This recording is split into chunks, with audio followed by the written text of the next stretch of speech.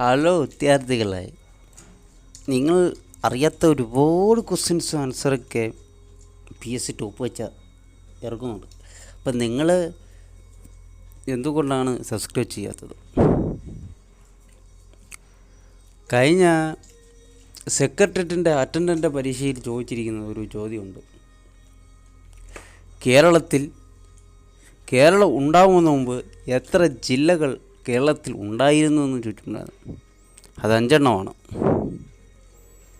അപ്പം ഉള്ള ക്വസ്റ്റ്യൻസൊക്കെ നിങ്ങൾ 10ാം ക്ലാസ് ലെവലിലുള്ള പരീക്ഷയിൽ നല്ല മാർക്ക് മേടിക്കണമെങ്കിൽ PSC ടോപ്പ് ഇപ്പം സബ്സ്ക്രൈബ് ചെയ്യുക. അപ്പോൾ ഞാൻ പറയാൻ പോകുന്നത് പുള്ളിക്കുന്ന് കായൽ, പുന്നമട കായലാണ്. പുള്ളിക്കുന്ന് കായൽ എവിടെയാണ് ഒഴുകുന്നത്? ജില്ല കോട്ടയാണ്. പുന്നമട കായലും ശുദ്ധജല കന്നേറ്റിക്കായലിൻ്റെ ജില്ല കോട്ടയമാണ്.